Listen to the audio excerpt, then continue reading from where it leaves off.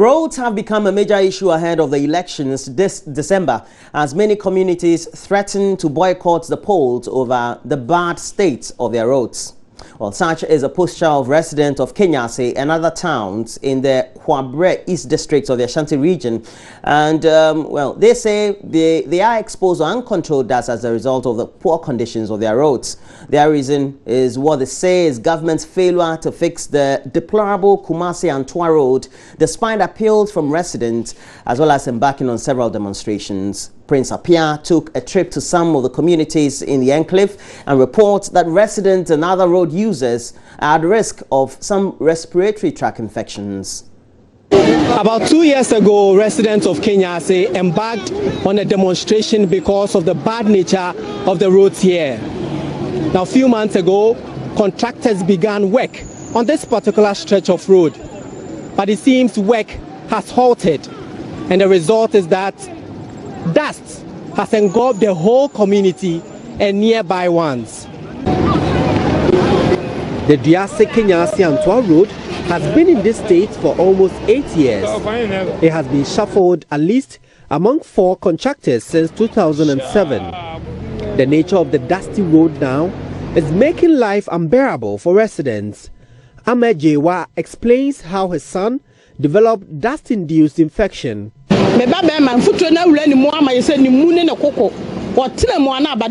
My son has been suffering from infection due to the dust. I always have to take him to the hospital. Doing business here is very bad. It exposes our health to a lot of danger.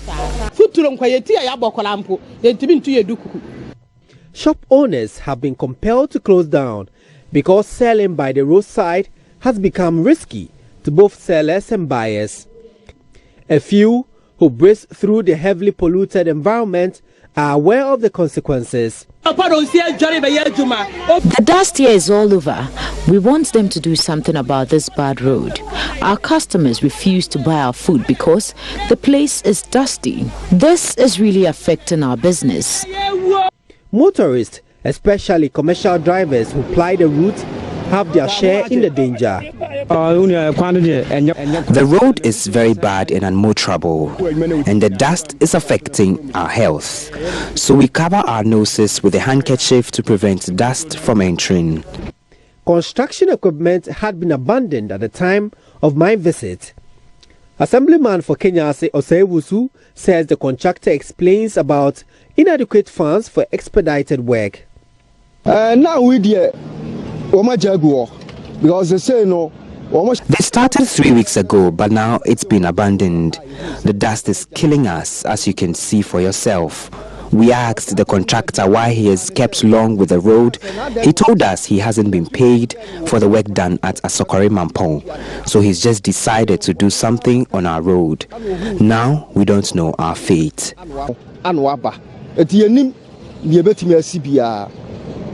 Aggrieved residents of these communities give a hint of boycotting the upcoming polls, and it's just 3 miles or about 5 kilometers from the community to Kumasi.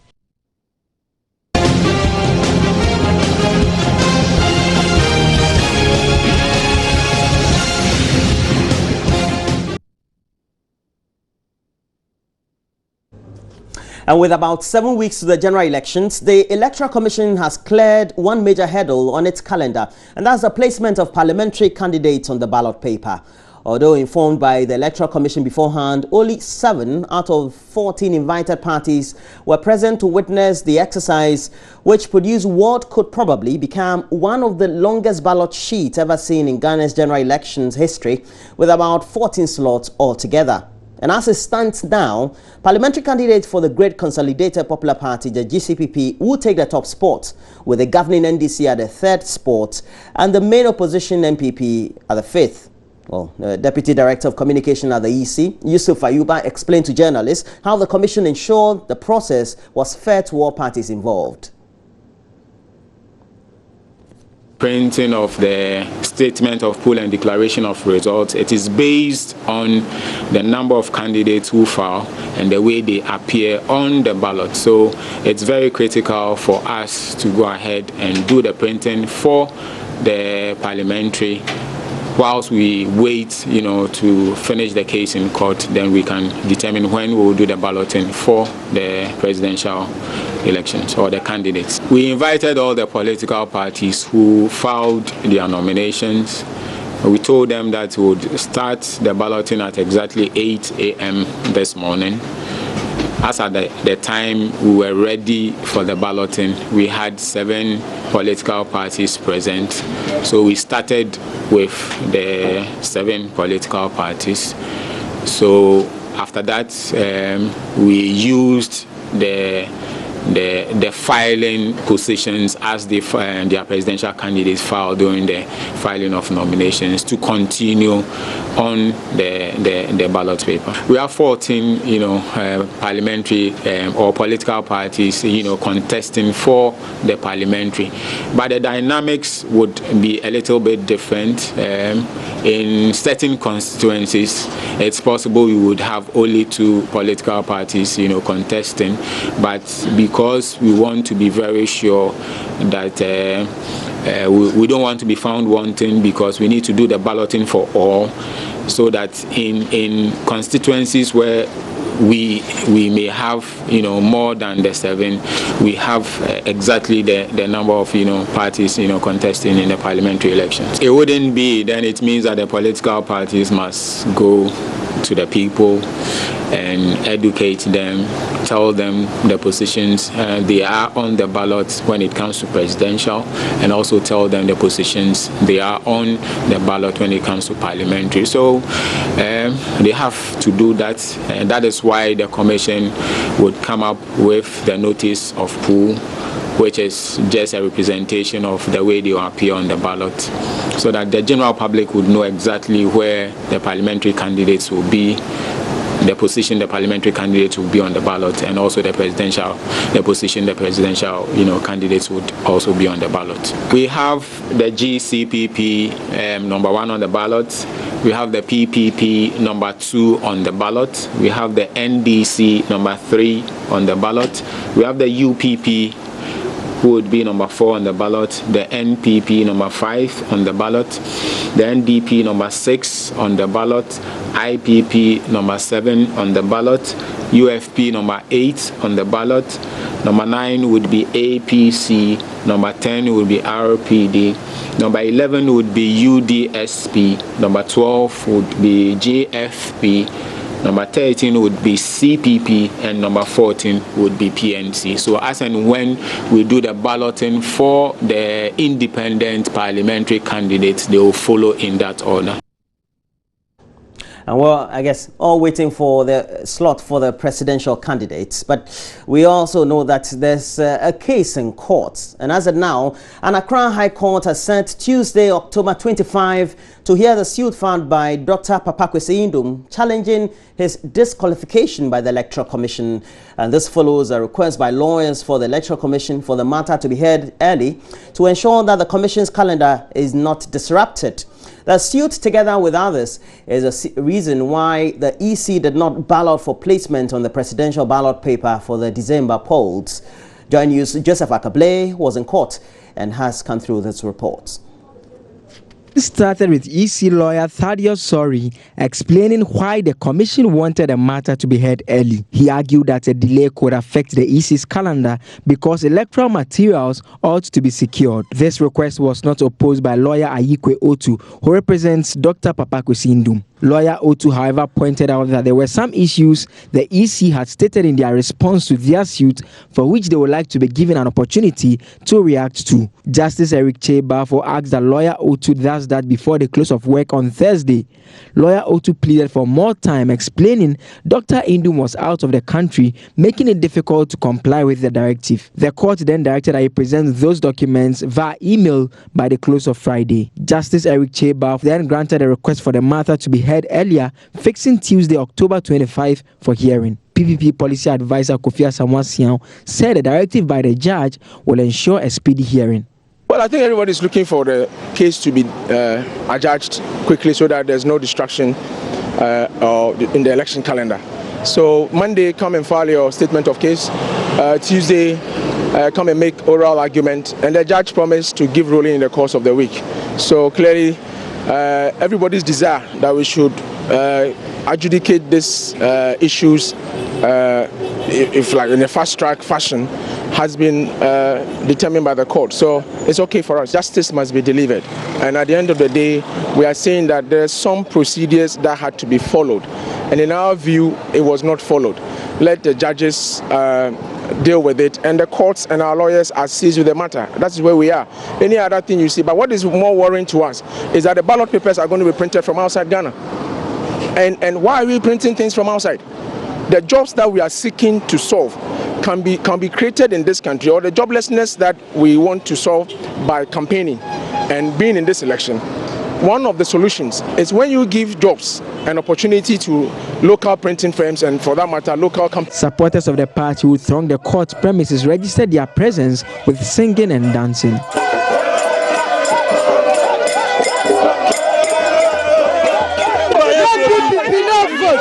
Joseph Akable reporting for Joy News. And already the police have given their firm indication that they will not tolerate inflammatory comments from anyone some 46 days to the elections. The IGP, John Kudalo, on Thursday issued directives for Mr. Bugri Nabu, the MPP regional chairman, to explain comments he made 2 days ago, charging MPP supporters to deal with anyone who may snatch a ballot box during the polls. Well, the police are also not taking kindly the comments, and the Director General of the Ghana Police Service in charge of operations, COP Christian Tete Yehunu, says Mr. Bugri Nabu will be expected to explain himself. The Inspector General of Police has called the regional command to find out what exactly is being done. The call received from the regional commander indicated that the police in the North region have invited the chairman to come and explain his action.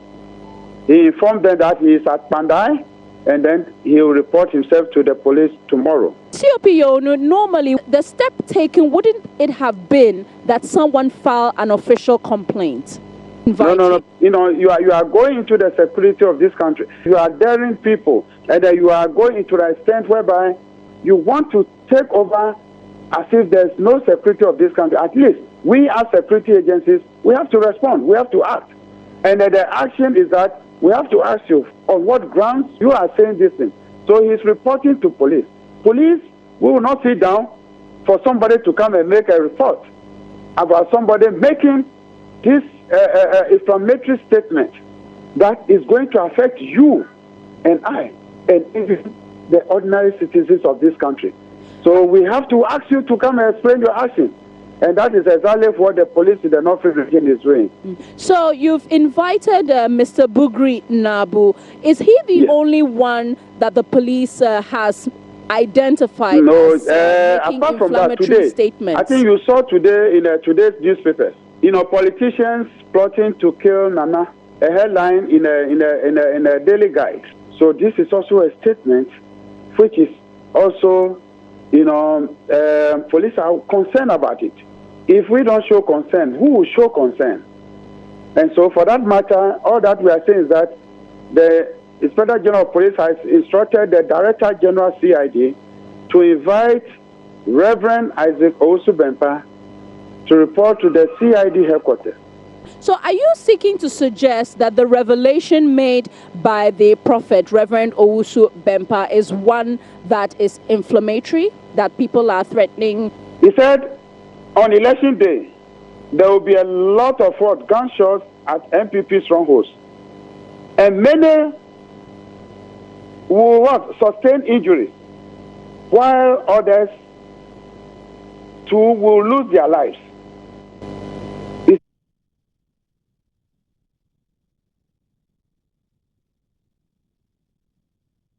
A government will need almost 11 billion cedis to finance its operations in the first 3 months of next year.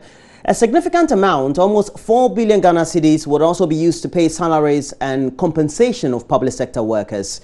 Well, the projected expenditure is contained in a motion brought before Parliament by the Finance Minister ahead of the presentation of the transition budget, which would ensure that the incoming administration will have enough to keep government machinery running until it draws up a full budget for the whole financial year of 2017. A breakdown of the expenditure also showed 1.25 billion Ghana cedis will be spent on capital expenditure, whilst interest payments would also take up some 1.9 billion Ghana cedis during the period. Chairman of the Finance Committee, James Avaji, tabled the motion on the floor of Parliament.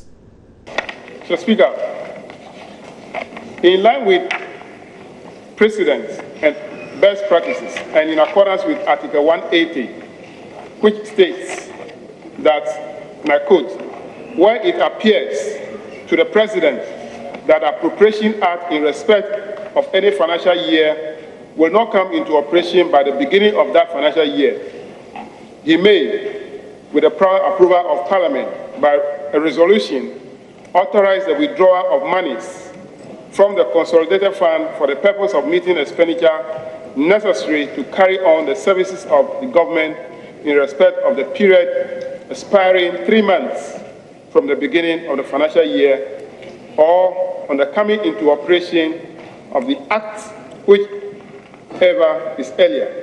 The expenditure category for this amount are as follows. Employee compensations will be 3.88 billion. Goods and services, 164.2 million. Capital expenditure, 1.25 billion.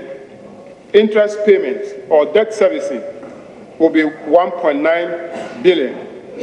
Grant to other government units, in this case, statutory funds, will be 2.4 billion. Non-road arrears is 518 million.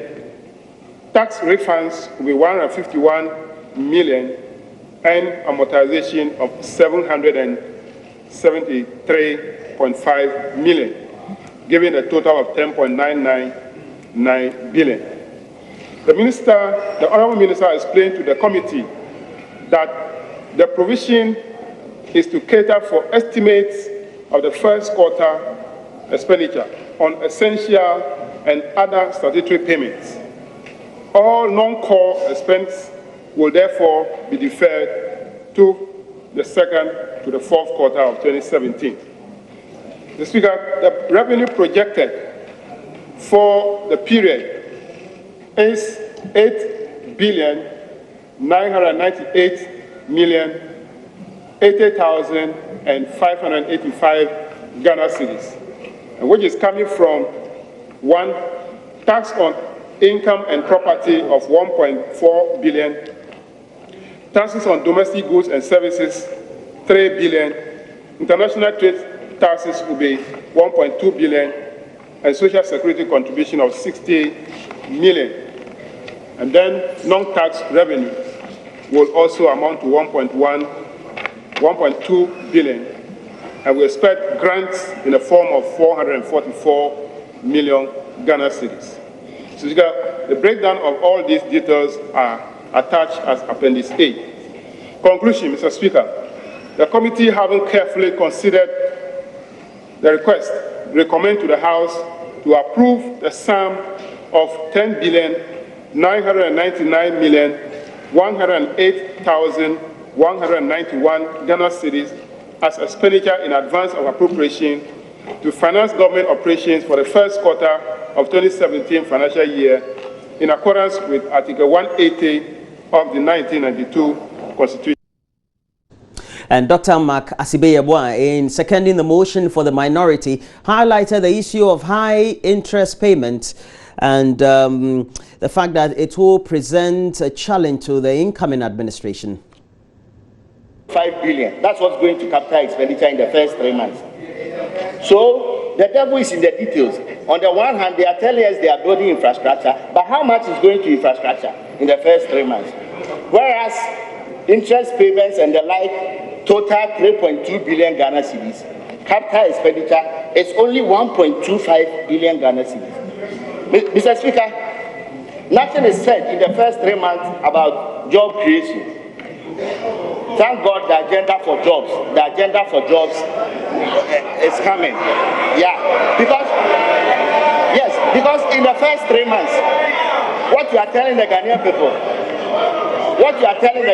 Mr. Speaker, is that in the first 3 months, You are not concerned about jobs.